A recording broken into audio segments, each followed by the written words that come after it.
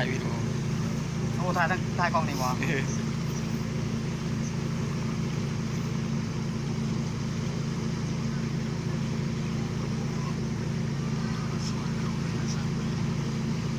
แค่บริษัท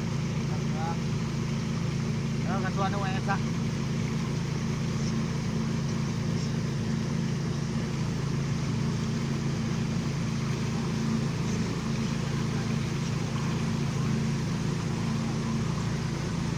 เป็นโม่กันเขาเป็นปั๊มใหม่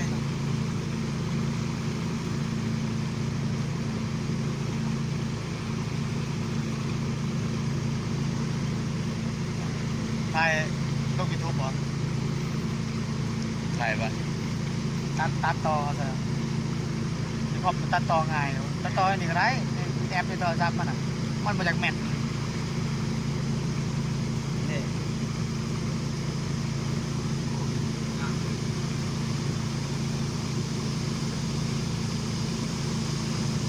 ถ่าย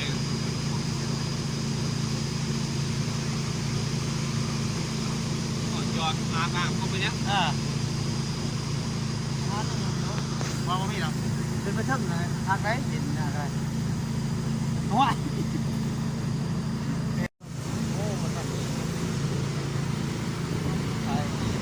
นี่นะที่สอนออกมาหันนี่ไวพอกได้นี่ไวพอกได้ออกนี่นี่ไวพอกมานะนี่ออกนี่นี่ดินี่หลอดออกนี่หลอดยินออกมาอีกได้นี่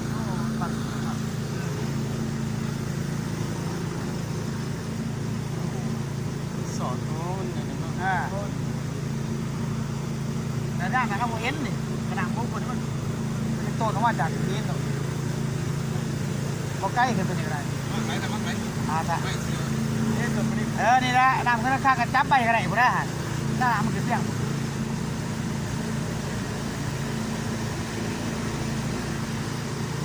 เป็นมันอีโคตรได้ดิ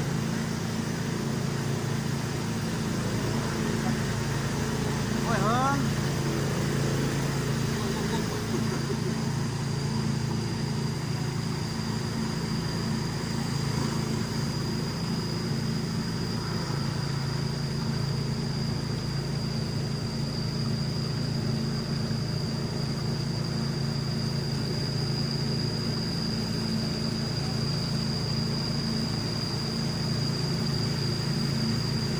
จอท่าอะไรนี่ท่าพอดีหนูบอกไก่นะท่าตะวันบอกตะวันนั้นเป็นยังไงเข้ารถบ้านดี